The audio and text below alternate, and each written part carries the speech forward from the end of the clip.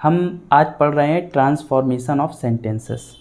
Previous video में आप बताया था एडवर्ब टू से रिलेटेड क्वेश्चन और साथ साथ उसका कॉन्सेप्ट भी बताया था। अब बता रहे हैं एडवर्ब टू का कुछ स्पेशल जो कुछ एम्बिगुअस टाइप के जो क्वेश्चंस होते हैं उनको अपने मन से कैसे करते हैं। देखिए जैसे ही is to intelligent for me, यानी फॉर मी का मतलब क्या है, मुझसे उसका मुकाबला हो रहा है कि ही इज़ टू इंटेलिजेंट, कि वह इतना इंटेलिजेंट है फॉर मी, मेरे लिए। तो हम ऐसे कह सकते हैं कि वह इतना इंटेलिजेंट है कि मेरा उसका मुकाबला नहीं है, मेरा और उसका कोई मैच नहीं है। तो इसको ऐसे लिख देंगे, he is so intelligent that I am no match for him. तो ऐसे लिख देंगे ही इज, कि मेरा उसका मुकाबला नहीं है। अपने हिसाब से सेंटेंस को ट्रांसलेट करते हैं। He is so intelligent, adverb too को तो सो में चेंज करते हैं, intelligent. He is so intelligent that I am no match for him, मेरा और उसका मुकाबला नहीं है।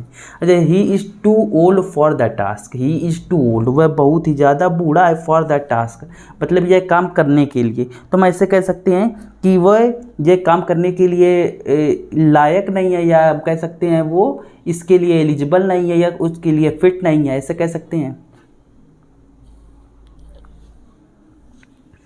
तो ऐसे लिख देंगे ही, कि वह फिट नहीं है, he is not fit for the task. ऐसे लिख देंगे ही is so old that he is not fit for the task,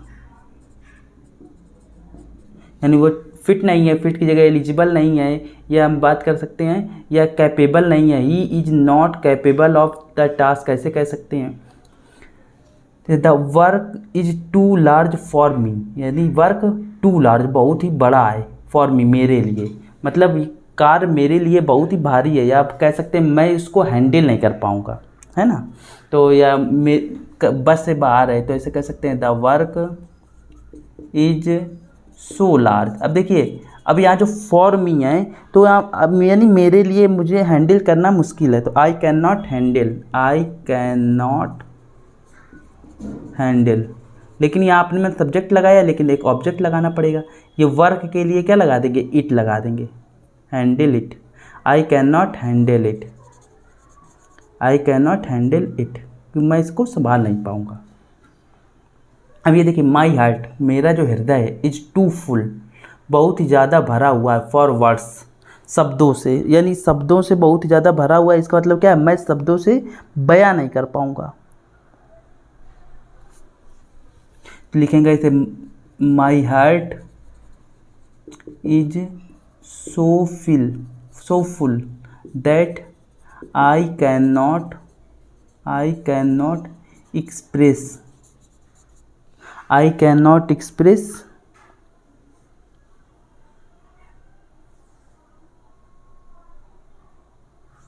अब देखिए यहाँ माई हार्ट, इसके लिए ऑब्जेक्ट क्या लगेगा, it, I can not express it in words, ऐसे लिख देंगे। यानी अपने हिसाब से कुछ सेंटेंस को ट्रांसलेट करते हैं। अब आते हैं एक्सरसाइज पे। प्रीवियस वीडियो में हमने 1A एक्सरसाइज बताई थी, आज 1B बताने वाले हैं। जैसे कह दिया ये, he is too proud to accept any help, लिखेंगे he is so proud that he can not accept any help. जैसे सेकेंड नंबर है, the problem of population is too serious to be overlooked, तो इसे कह देंगे the problem of population is so serious that it can not be overlooked, problem के लिए it लगाया है। He was too frightened to speak, तो he was so frightened that he could not speak, यहाँ वाज लगा है तो could लगा देंगे। जैसे फोर्थ वन है, the news is too good to be true, तो the news is too so good that it can not be true. जैसे it is too cold to go out, तो लिखेंगे it is so cold that one can not go out. ये extremely भी लगा सकते हैं।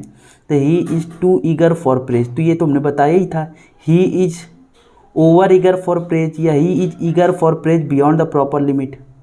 जैसे the knife is too blunt to sharpen the pencil with, the knife is so blunt that it can not sharpen the pencil with, ऐसे लगा देंगे। He is too ill to do anything, तो he is so ill that he can not do anything. 10 number से he is too kind hearted to be a successful administrator, तो he is so kind hearted that he can not be a successful administrator. तो ये रही आपकी exercise.